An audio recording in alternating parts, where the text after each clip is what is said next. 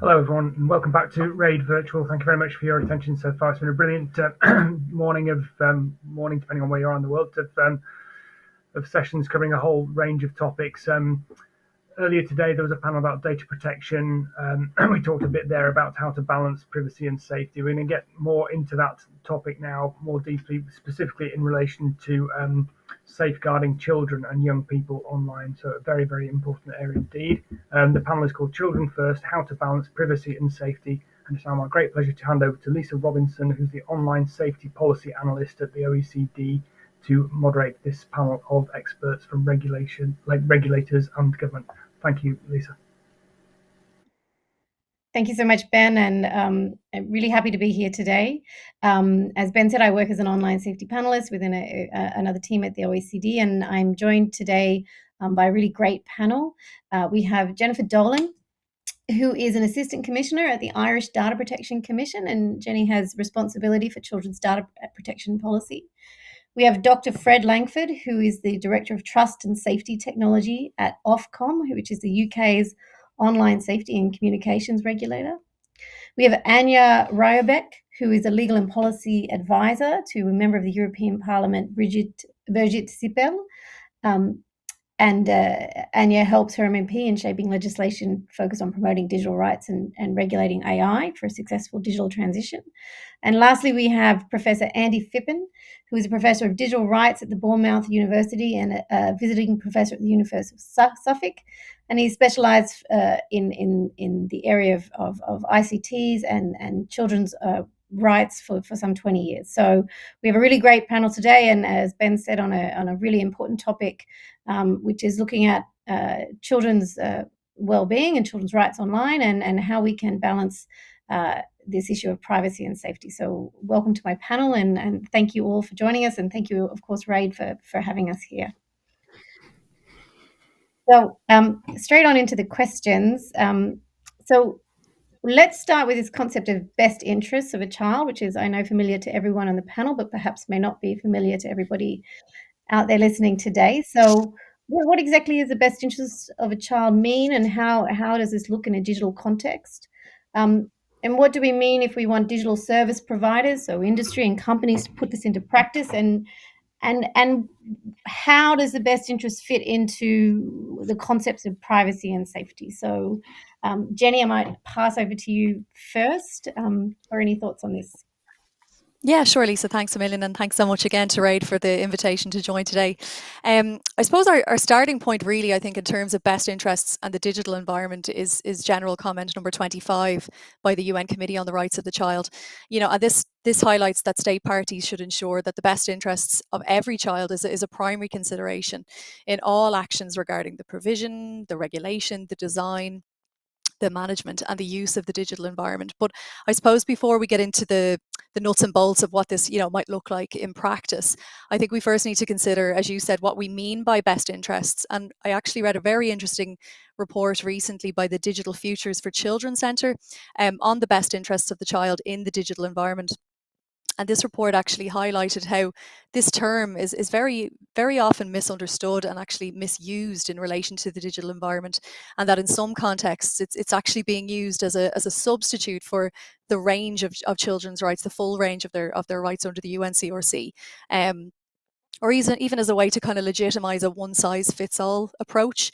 So I think it's important just at the outset, as you said, to highlight that the UNCRC is a treaty on all children's rights, and it's not a treaty on their best interests, but that specific right to have their best interests taken into account, it implies compliance with all of their rights when decisions affecting them are made.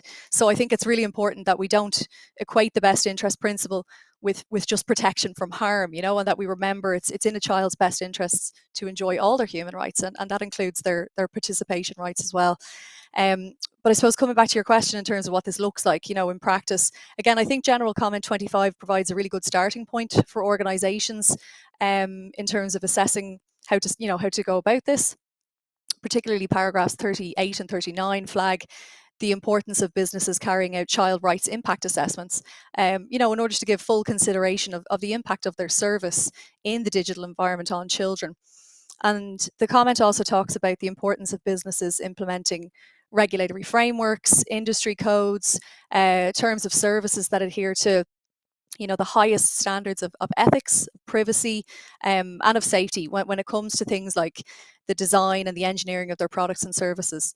And it also highlights the real importance for the need of high standards of transparency and accountability, and in providing age-appropriate explanations of terms of service to children, or in the case of very young children, to their parents.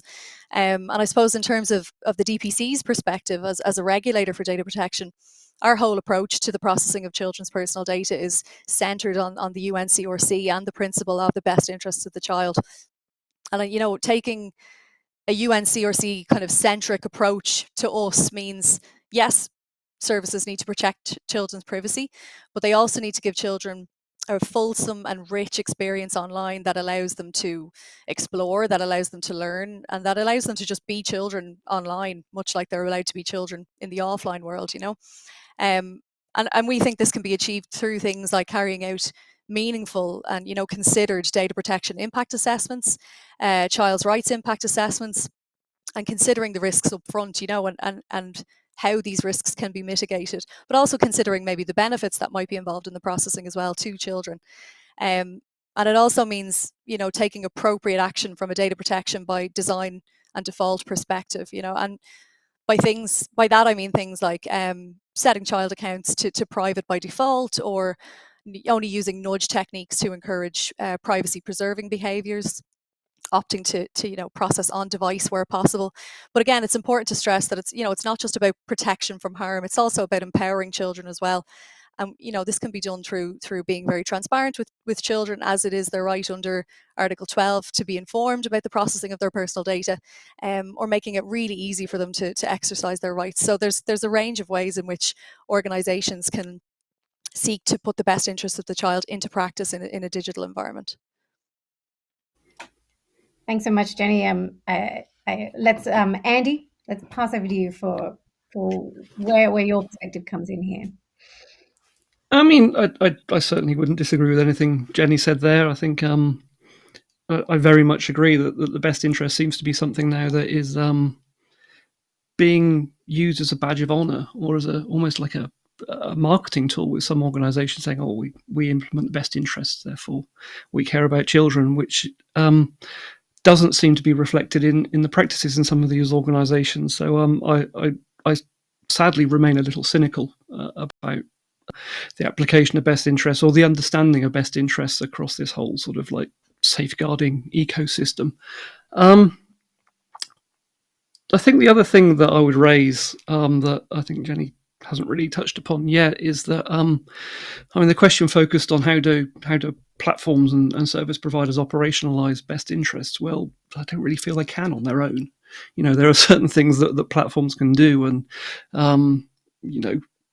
there is certainly a scope for greater regulation, and encourage them to demonstrate or be more transparent about the practices they adopt. But when it comes to education or parental responsibilities or questions of identity, the ecosystem as a whole needs to recognise and understand better what best interests are. There does seem to be a certain vibe that I experience a great deal. I work a lot at the sort of grassroots level in schools and social care, those sorts of things. There seems to be a great deal of view that platforms need to sort this out, rather than reflecting on maybe their own responsibilities in implementing best interest for a child. Thanks, Andy. And I think I'm really happy both of you have made the point in relation to sort of just really needing to understand what best interest in and the where it fits in, and also where it fits with the full spectrum of children's rights. I think, Anja, could you give us a bit of a perspective in relation to how you see this from the European perspective? Yes, many thanks for having me on this panel, and your question, Lisa.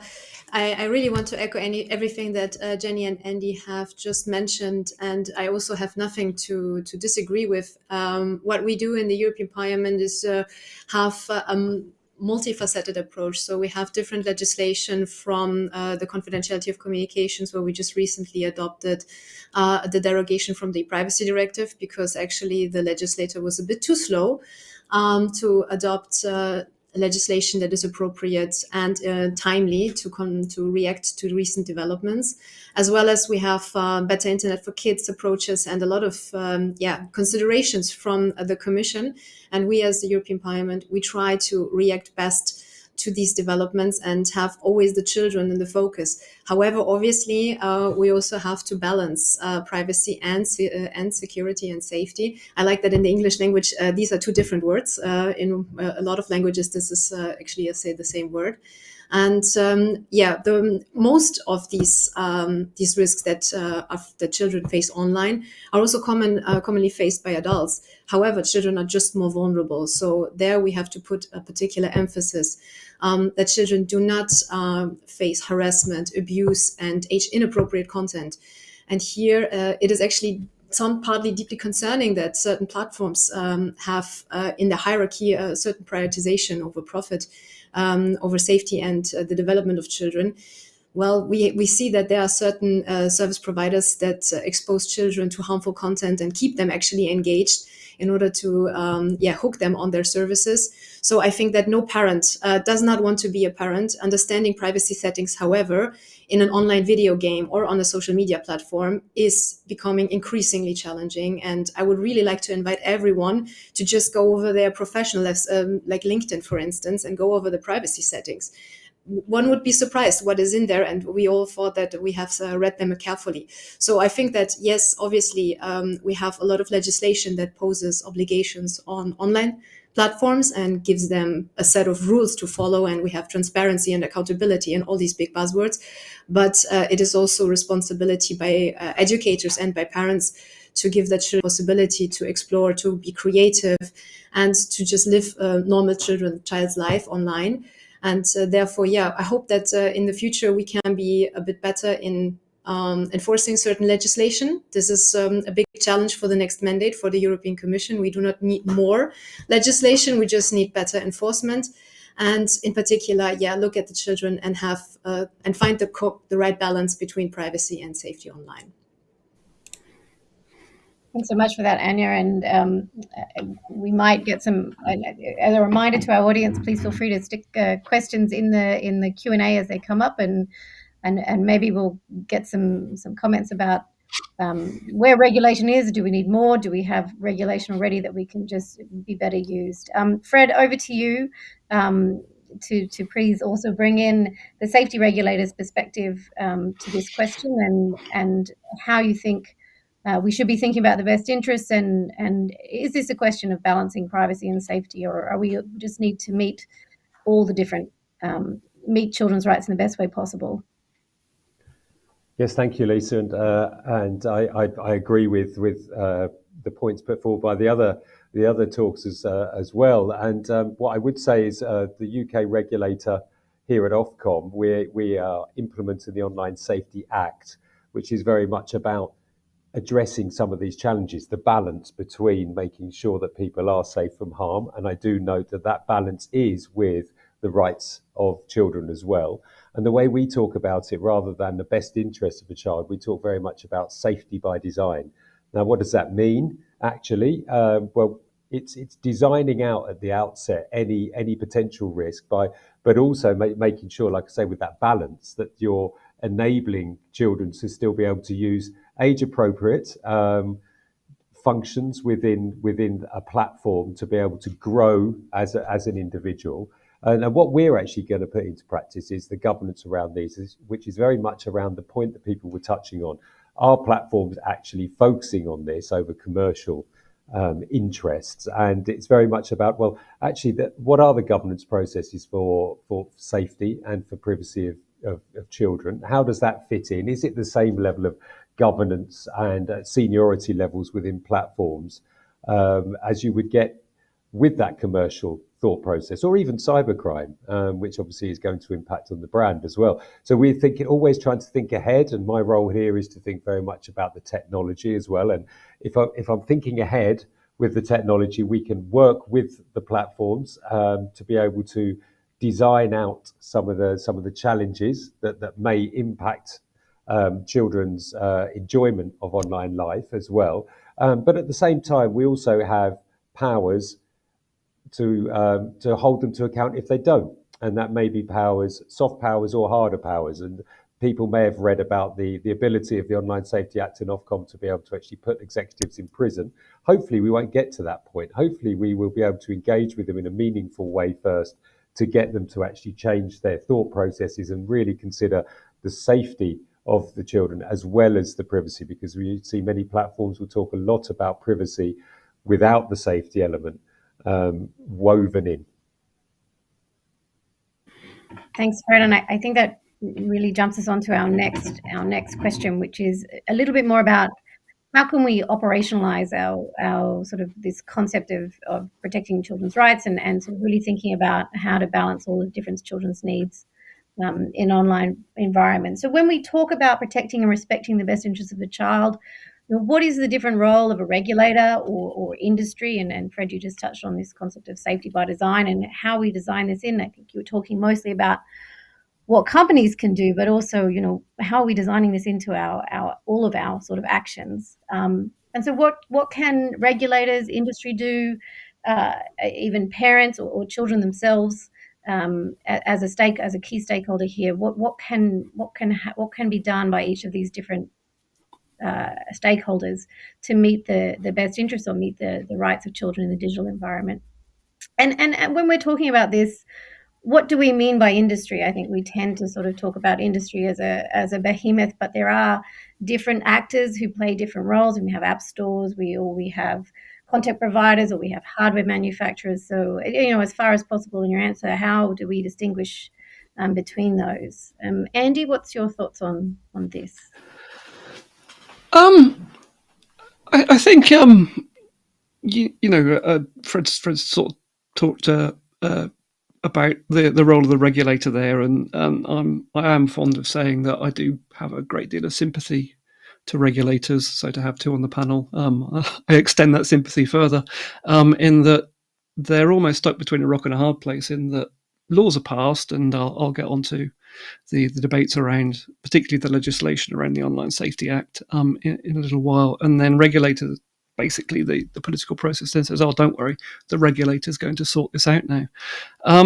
My frustration, I think, is with a lot of these debates, there are claims made that would reflect perhaps not the greatest knowledge of the technical capabilities of these platforms. And as is part of my job exploring some of these political debates, some of the claims that are made are beyond reality. Now, I'm not saying that policymakers should go away and all study computer science for a couple of years, but I would, first of all, like to see technical voices sometimes listened to a bit more and not being told, "Oh, you're just being difficult there." But I'd also like to see more appreciation of what technology can do up to a point, but then you have to move over new knowledge. This is a multi-stakeholder space, and it requires communication across a broad range of stakeholders. So, we're asking industry to do a lot, and quite rightly so. 10 years ago, I was incredibly critical of industry, but it would be nice to see some of the discussions also focusing on about what good education looks like, or what parental responsibility looks like, and those sorts of things as well, and also to actually properly appreciate within the political arena that we agreed on a broad range of rights a long time ago now. Most countries did.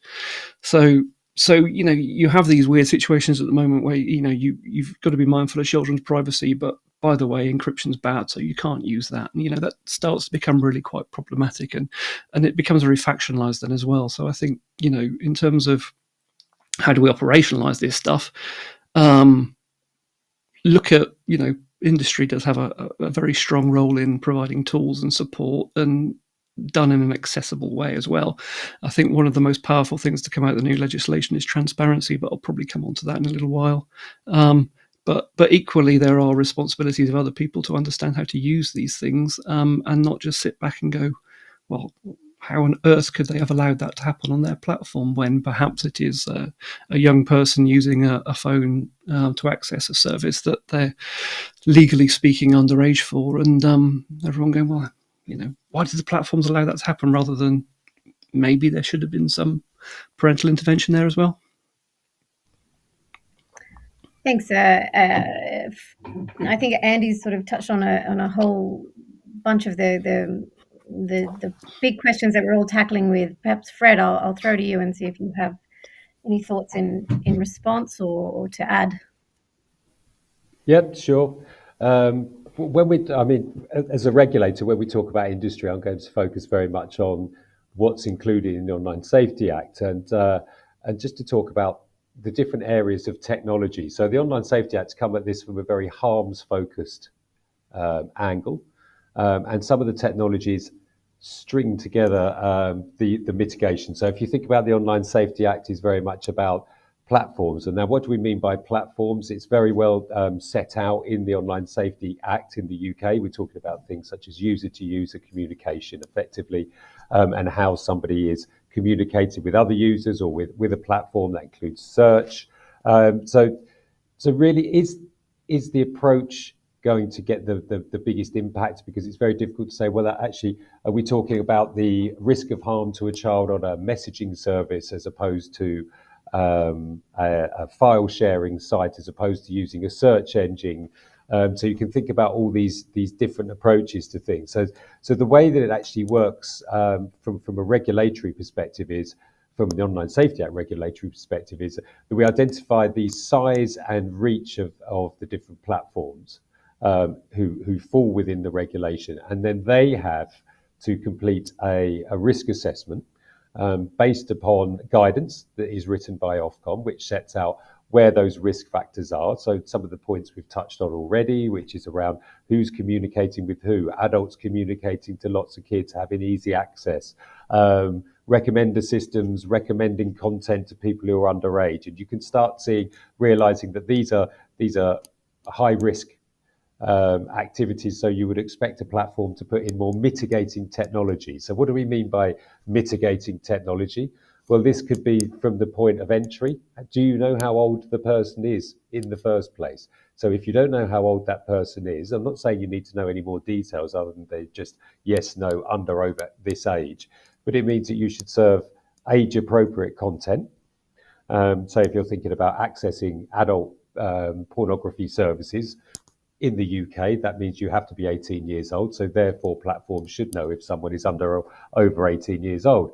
Now, according to UK law, that means that anybody under 18 doesn't have the legal right to view adult or to buy and access adult content. So in that respect, what we're talking about here is whose responsibility is it? Well, it's the adult platforms to put in something that mitigates that risk and protects children. And if you talk about what the regulator's job is, well, it's to actually make sure that we read those risk assessments and we challenge platforms and test the effectiveness of their solutions and propose alternative mitigating technology that might work to actually help protect people. But Andy talks about transparency. That is part of the regime as well, expecting people to complete transparency reports on the number of complaints they've received, what activity they took against those complaints, what updates they've made to terms and conditions, how easy are those terms and conditions to read by people with varying reading ages.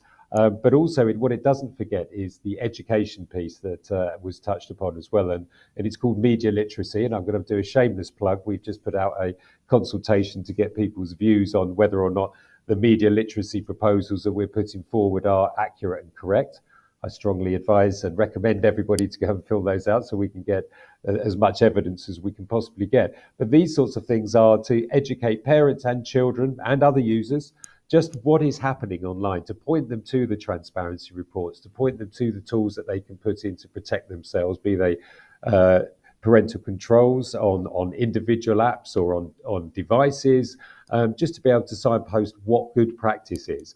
And when we talk about who actually has the responsibilities, well, I would say everybody has a responsibility, including the kids themselves, to use the tools that are provided for them in a way that is expected to be used, so they don't then build in unexpected consequences of trying to bypass things. So if we use an example of, like Andy was saying, if somebody's got an age token in their wallet, let's say they've got an age identification, and so somebody spoofed that and tricked that, then the regulator, people like us, may hear the evidence base that these technologies aren't working effectively and push platforms to increase the robustness of some of the solutions they've put in place, which may or may not actually end up sort of creating a bit of a doom loop where you're always chasing after trying to put in more stringent restrictions that end up being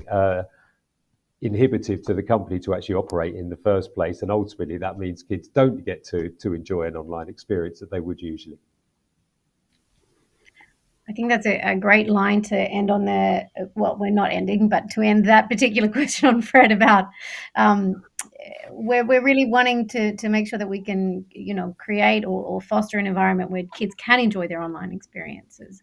And we've spoken a lot about the UK's Online Safety Act, and we've spoken about the Convention on the Rights of the Child, and in particular, General Comment 25. But beside these regulations and international instruments and laws, there's a whole plethora of laws coming or have come that are either wholly focused on protection online, wholly focused on protecting children online, or deal with privacy and have special protections for children in relation to children's privacy. So at the EU level, we have there's parts of the GDPR which are aimed at protecting children, same as at the DSEA and in the Audio-Visual Media Services Directive.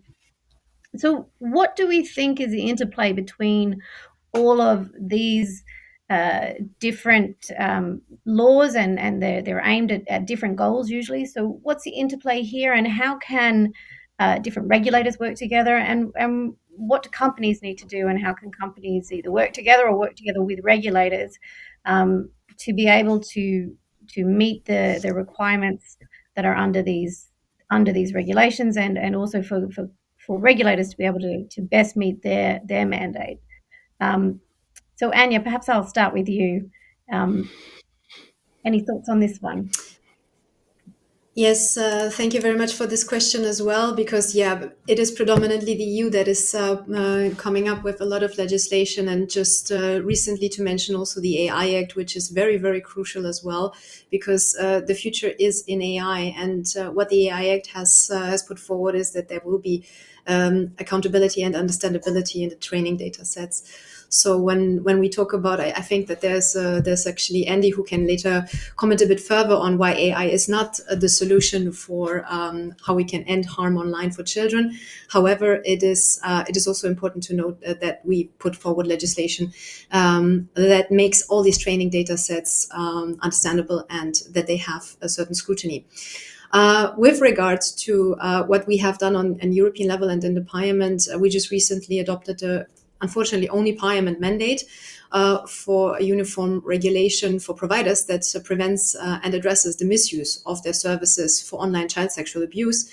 And this is unfortunately a heinous crime that it keeps on happening, and there's no silver bullet, unfortunately.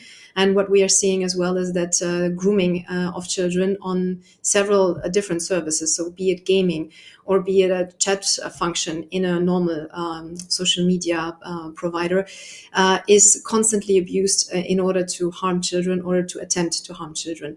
So we have to talk about mitigation measures. We have to talk about the right balance for mitigation measures, and I think that we will touch upon age verification as well, in order to make the internet safer for children. But we also have to bear in mind that, in particular in the European Union, there is a very vast case law by the European Court of Justice, and we also have to respect the fundamental rights of everyone that is using the internet. So here it will be extremely crucial, and it will be a very, very difficult and delicate task for the legislator to come up with a safe environment for children that respects everyone's fundamental rights and similarly protects children equally. Thanks, Anja. Perhaps, Andy, I'll jump to you before I hit our regulatory friends again with this question as to how they're approaching it. So, Andy, what's your thoughts on this kaleidoscope of legislation that we're facing at the moment? I mean, one of the things that is progressive and positive, I think, is that there seems to be a move away from political rhetoric that says that you've got to stop all this from happening, and instead says you need to demonstrate your due diligence, and you need to demonstrate that you actually thought about these things before you put these systems in place. I must admit, and I think it's probably fair to say, generally legislation around privacy is better regarded and better operationalized. And I'd probably argue that's because it's very closely aligned to a specific right. It would be difficult to argue that you don't have a right to privacy, therefore these laws are problematic. When it comes to laws that are trying to deal with online harms or online safety, that starts to become quite a lot more intangible, particularly when legislation is particularly focused on looking at technical interventions for these sorts of things. AI is currently viewed as the solution to everything. Being a gentleman of advancing age, I can remember the last AI hype wave, and I think that the problem is that when these things are looked at as perfect solutions rather than tools that are parts of the jigsaw, really. But yeah, I think one of the fundamental challenges for folk like Fred in regulating safety is to just try and untangle the intangibility of some of these things. What do we mean by keeping somebody safe? It's very rare that I speak to a young person who says they want to be kept safe. I hear lots from young people about how they want to be better supported, and that's generally about the adults around them. But it's a problematic narrative, and I think the assumptions that we can make people safe rather than looking at these things as risk are somewhat challenging in themselves. But as I said, I think transparency in terms of the newer pieces of legislation is really quite powerful. Why is that? Because when I speak to young people and say, why don't you report this abuse? They go, there's no point, nothing will happen. Now, if as a result of transparency, I've got a load of data that I can then take to young people and practitioners around young people and say, look, this is what happened when you use the tools on these platforms, that becomes very powerful. So it's not all doom and gloom, but I'm far less confident about safety regulation as I am privacy regulation. Thank you, Andy, and I'll stop myself from making a shameless plug for the OECD's work on transparency, but if anyone wants to look it up, please do. Jenny and I did not stop myself. Jenny and Fred, perhaps in 1 minute each so that we can get to the last question, and we do have at least one question from the audience that I'd like to get to. So from a safety regulator's perspective, Fred, just really quickly, what are you doing to work with the other regulators that you need to be able to do your job? Yes, well, it's a very good question. So, I mean, I will start very locally, as in the UK, and we have something called the Digital Regulation Cooperation Forum. And that's because we're very well aware that safety, privacy, financial and markets element of this all have a role to play. So that means you have Ofcom as the communications regulator, the Information Commissioner's Office as the privacy regulator. We have the Financial Conduct Authority for finance and the Competition and Markets Authority to make sure that the markets are kept together. But we also have something which is very nascent, and it's a Global Online Safety Regulators Network, of which Ofcom are currently chairing this. And the idea here being that there is lots of new regulation and legislation coming on board. And we're very well aware that the most effective way of making this actually work is to work with the platforms and to try and align as much as possible, while also making sure that we're very well aware that it's not going to be a perfect thing, because different countries want to have a different cultural view of what they think is right and wrong online. But I also just wanted to touch on the fact that we're always thinking ahead as well. As Andy said, I'm long enough in the tooth in technology to know that AI is the current thing. But as Andy said, it's a tool, and over years of experience, it's a development, and there's going to be more. Thanks, Fred. And Jenny, perhaps from your perspective as well, what's happening, I guess, both locally and not locally, from the perspective of cooperating with other regulators, either cross-border regulators in the same space or cross-sectoral as well? Yeah, thanks, Lisa. And I mean, I think in terms of the onslaught of new legislation we're seeing in this area in terms of protecting children, one of the kind of common areas of overlap is the issue of age verification, and it's certainly a very hot topic at the moment. So it's an area the DPC is very interested in. And in terms of engagement with other regulators in the field of data protection, I suppose, in the first instance, because even in one's particular regulatory regime, there can often be different approaches to different concepts. So we are a co-rapporteur on a statement being produced at European Data Protection Board level on age verification criteria, and we're working alongside our Spanish and French colleagues on this statement with the view to ultimately finding kind of a harmonised approach in relation to the data protection principles and criteria that need to be taken into account when organisations are implementing age verification systems. And that's with the view, as I said, to create a harmonised approach at EDPB level, because we're also, the EDPB is a member of a newly formed task force by the European Commission on age verification under the Digital Services Act. And the DPC are representing the EDPB along again with our Spanish and French colleagues on this task force. So it's really important that we have a unified position at EDPB level in order to be able to fully represent the EDPB on this group.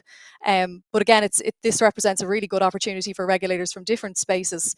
So we'll have digital services coordinators on that group as well as data protection authorities to come together on issues that straddle both regulatory regimes and ensure that while we may be coming at it from different angles, that we're ultimately kind of finding a harmonised approach in as much as possible. We're also working on a global level in terms of data protection authorities. We're part of the International Working Group on Age Assurance that's chaired by our UK counterpart, the ICO. And they've brought together a number of global data protection authorities, again, with the view of sharing learnings and experiences in relation to age assurance and what people are doing in this area. And interestingly, that group often invite regulators from other regimes like Ofcom, like other online safety regulators, content regulators, to share their views and what they've been doing in their fields in order to just give as broad a picture as possible to us in terms of our work. And then a little closer to home, obviously you'll be aware that we have a new online safety commissioner as of last March. So the DPC have been engaging with Comisiún na Man, which is our media commission, of which the online safety commissioner forms part. And we submitted to their public consultation on their first draft binding online safety code for video sharing platforms. And that code intends to tackle the issue of age verification. So we engaged with them in relation to, the data protection implications that need to be taken into account in that regard. So I think, all of this to say we place real value on cooperation with regulators, both within the data protection sphere and in other regulatory regimes. And I think it's really important we all keep talking to each other, because it's one overarching issue, and it's really important that we're all coming at it from the same perspective ultimately. Thanks so much, Jenny. I'm just going to skip very quickly we do have one question in the audience. If anyone else wants to, I realise we're close to time. So if anyone in our audience who wants to add any other questions in the Q&A, please do. So the question for the panelists in the audience is: jurisdictions that are designing tech and regulation are home to some 7% of global child population, but we're now looking at regulating for what are we doing for the rest of the lived experiences, the other 93% across the globe? So I guess the question is regulation and technology really centralized in certain countries, and how do we account in this global space for what we're doing and what actions are being and what measures are being taken for kids in other areas of the globe? I'm not sure if anyone is particularly keen to take that. Andy, go for it.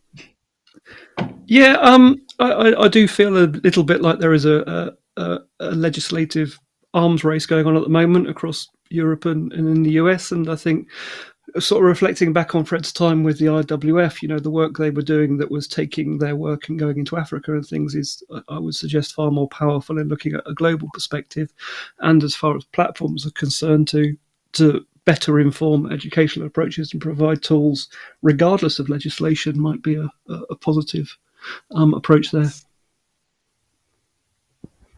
Sure. Fred, you look like you're keen to jump in. I am. No, Andy's absolutely right. I would also, I was just going to add to it that actually, from my previous point around actually trying to work with many of the platforms that we're trying to change behaviour are global entities themselves, and they don't necessarily have engineering set up to just have each individual country having their own services. There will be some geolocation in it, but generally the underlying systems and processes are universal for everything. So by implementing some regulation in some areas, it actually does have well, hopefully a beneficial impact. That's the aim. Not to say that it's not a huge consideration, because obviously the focus of a regulator is very much about their own citizens. But that's not to say we're trying to cause any harms. The idea is that it will raise the bar across the board, because people will start seeing this as a benefit for their brand as well. They'll be able to say, I've put this in, and actually it's going to benefit you. So if you think about the sort of corporate social responsibility angle here, which would be to be able to try and drive value in another region by having to implement something under a regulatory regime in another area. Great, thanks. So we're almost out of time. So one last question for the group. We've talked about, I think for me, sort of coming through, it has been a lot of really big focus on transparency, a lot of talk about the debate around age assurance and sort of all the debates around how that can be most effectively implemented and still protect everybody's rights.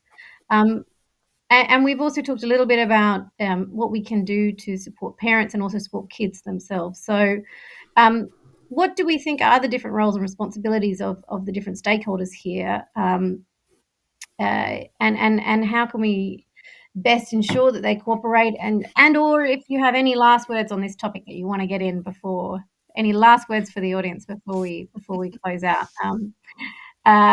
Perhaps, Andy, I'll start with you. I'll try and be brief. The one voice that's missing from most of these debates is young people themselves. If you look at the consultation on the Online Safety Act, they said they consulted with all stakeholders. Not a single child was spoken to in that consultation. Lots of people claiming to speak for them, but no children themselves. The other thing I would suggest is that we should learn from other areas of social policy that prohibition is not generally the best approach. The UN declared they wanted a drug-free world in 1998, so I'm not sure how that's going. And within the drugs area, we're starting to understand that harm reduction and similar are generally better approaches, and it would be nice to see a bit more around harm reduction in this space too. Great, thanks, Andy. Anja, any last thoughts that you wanted to add? Just to be mindful about the different kinds of age verification methods, because yes, we can ask children online, are you over 18 or are you over the legal age in your respective member state? And this is the easiest way to circumvent the rules. But the more intrusive we go, the more other factors also have to be covered. So I think that here we also have to educate the children. I think there was a point earlier in the debate as well that children have to understand what the consequences online are. That yes, you can delete something yourself, but it will be out there forever. And therefore we have to teach and we have to educate more and raise digital literacy. So anything that you do online will inevitably be there for a while.